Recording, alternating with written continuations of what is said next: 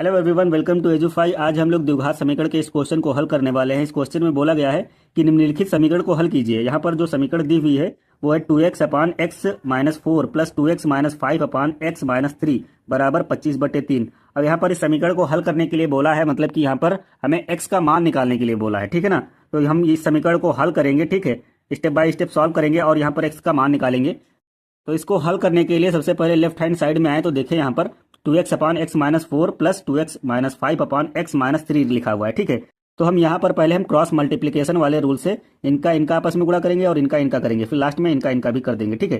तो यहाँ पर इसको जो है x-3 से पहले गुणा करते हैं तो क्या आएगा 2x इंटू x-3, बीच में प्लस यहाँ पर लगा हुआ है, प्लस लगाएंगे, फिर 2x-5 लिखेंगे इंटू x-4। फिर अपॉन में क्या करना है कि जो हर में वैल्यूज दी हुई थी उनका भी आपस में गुणा कर देना है। तो लिखेंगे x-4 इंटू x-3, ठीक है, बराबर क्या लिखा हुआ है 25/3। इसको वैसे ही लिख लेना है। अगले स्टेप में इसको हम हल करेंगे तो यहाँ पर 2x को हम x से गुणा करेंगे और 2x को -3 से भी गुणा करेंगे, ठीक है। तो 2x का जब हम x से करेंगे तो यहाँ पर देखो 2 है और यहाँ पर केवल x है, ठीक है।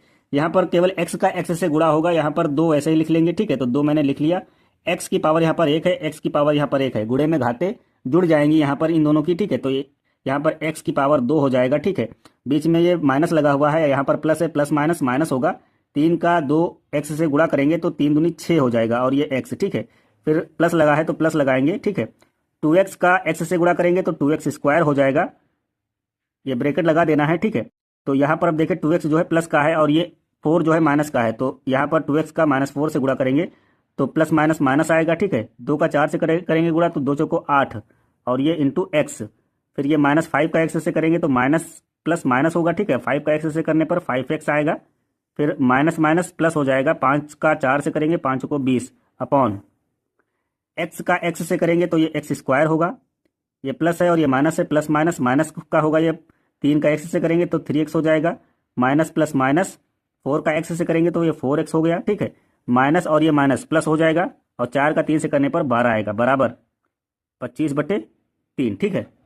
अब अगले स्टेप में यहाँ पर जो अंश में वैल्यू दी हुई है उसमें हम इस ब्रैकेट को हटाएंगे तो लिखेंगे 2x² माइनस 6x। यहाँ पर प्लस है तो ये प्लस प्लस प्लस होगा, ये 2x² हो गया।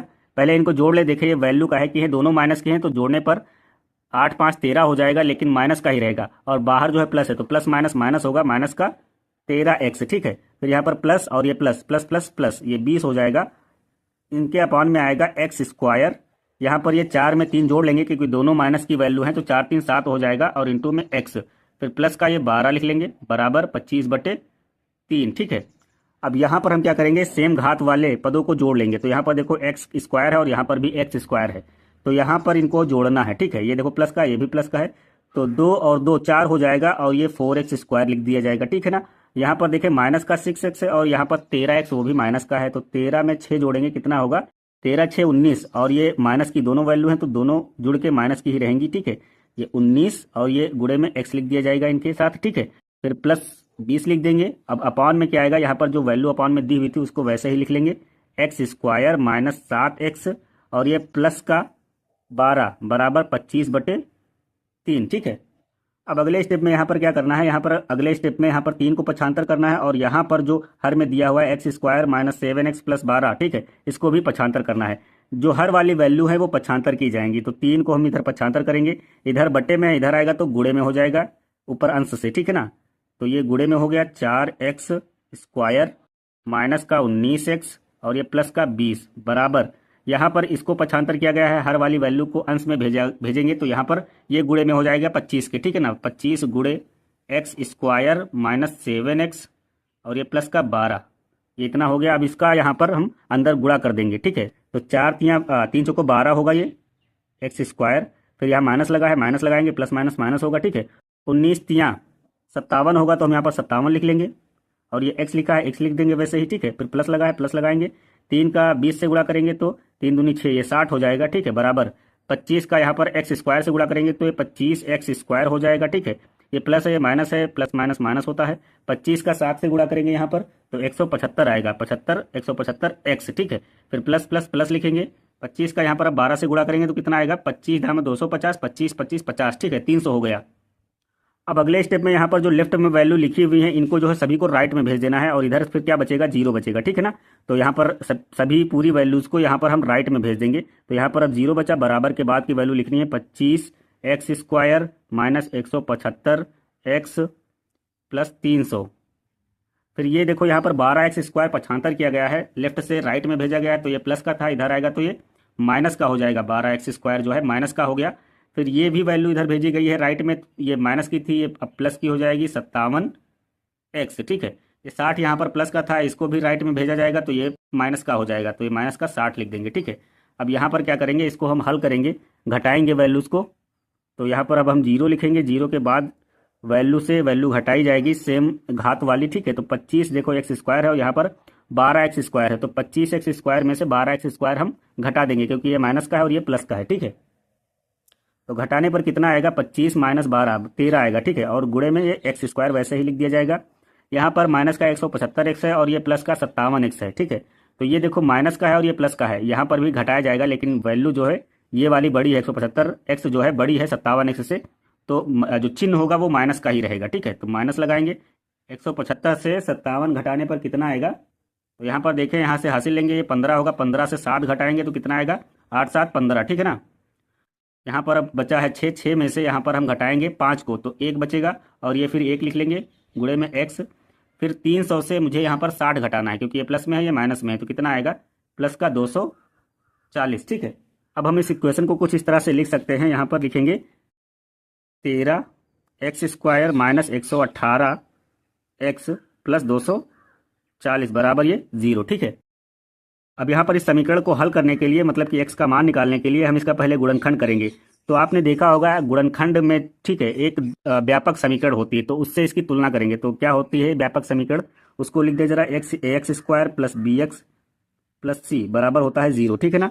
तो हमें क्या करना होता है कि a को हम पहले c से गुणा करें, जो यहाँ पर एक्स स्क्वायर का गुणांक है उसको हम कांस्टेंट टर्म से गुणा करेंगे, ठीक है, अचर पद से। तो a को c से गुणा करने पर कितना आएगा, यहाँ पर देखो 13 है और यहाँ पर 240 है, तो 13 को 240 से यहाँ पर गुणा किया जाएगा, ठीक है। तो कितना आएगा देख लेते हैं, 240 का 13 से गुणा करेंगे, तो यहाँ पर 13 का जब हम 0 से गुणा करते हैं तो 13 0 0 होगा, ठीक है। 13 का 4 से गुणा करेंगे तो कितना आएगा, 13 13 तो 26 13 39 13 चौको 52, 52 का मैं यहाँ पर 2 लिख दूंगा, हासिल बचा है 5, ठीक है। तब यहाँ पर 13 का 2 से गुणा करेंगे, 13 13 13 दूना 26, 26 और 5 हो जाएगा 31, 3120 आया, ठीक है। इसको याद रखना है, ये हेल्प करेगा मुझे इस समीकरण को हल करने में, ठीक है।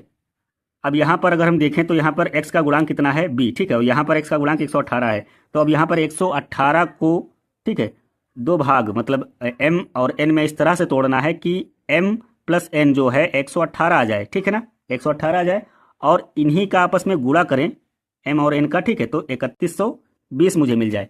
तो ये कंडीशन रहती है गुणनखंड में, ठीक है।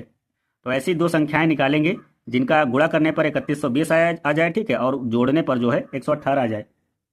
तो मैंने इसको सॉल्व कर लिया है। यहाँ पर 78 को अगर हम 40 से गुणा करते हैं, 78 को 40 से गुणा करेंगे, ठीक है, तो आएगा कितना, 3120, और अगर 78 में हम 40 को जोड़ेंगे तो आएगा 118, ठीक है ना।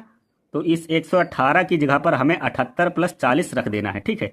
तो आगे स्टेप में हम इसको क्या करेंगे, लिखेंगे 13 एक्स स्क्वायर माइनस 118 की जगह पर 78 प्लस 40 लिखेंगे, 78 प्लस 40, ये गुणे में x है, x लिख देंगे, फिर प्लस 240 बराबर ये 0, ठीक है।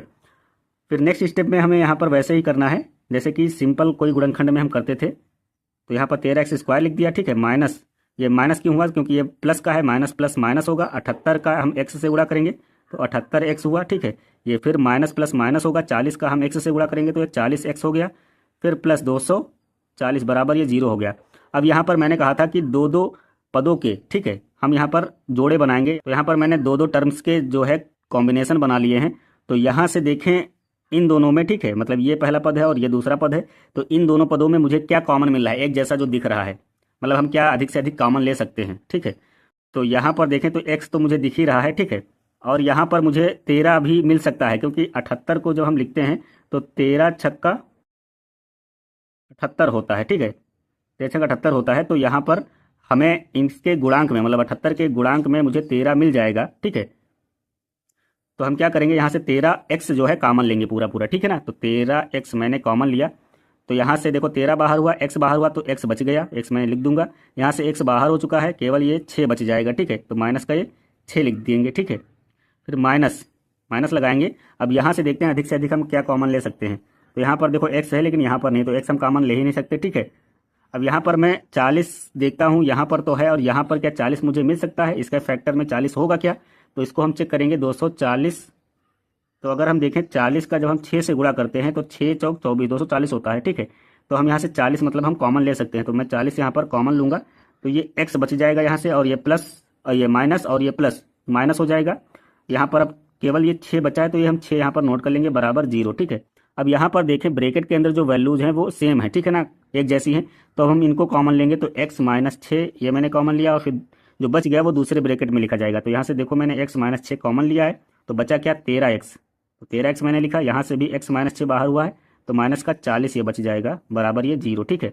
अब यहाँ पर इसका गुणनखंड हो चुका है, ठीक है। अब यहाँ पर हमें क्या करना है, यहाँ पर x का मान निकालना है। तो हम लिखेंगे यदि x माइनस 6 बराबर है 0, ठीक है। तो x बराबर कितना आएगा, जब पक्षांतर किया जाएगा तो माइनस से प्लस में बदल जाएगा, ठीक है। तो x का मान यहाँ से आ गया 6, ठीक है।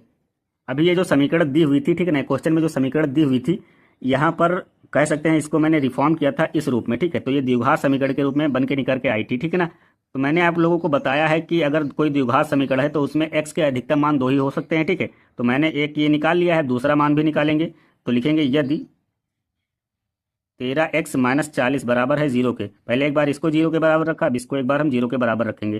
तो 13x बराबर क्या होगा, ये माइनस से प्लस में हो जाएगा पक्षांतर करने पर, ठीक है। तो ये 40 जो है प्लस का हो गया, x बराबर आएगा 40 और ये बट्टे में 13, इधर गुणे में था इधर आए तो बट्टे में हो गया। तो x के दोनों मान यहाँ से निकाल लिए हैं, ठीक है।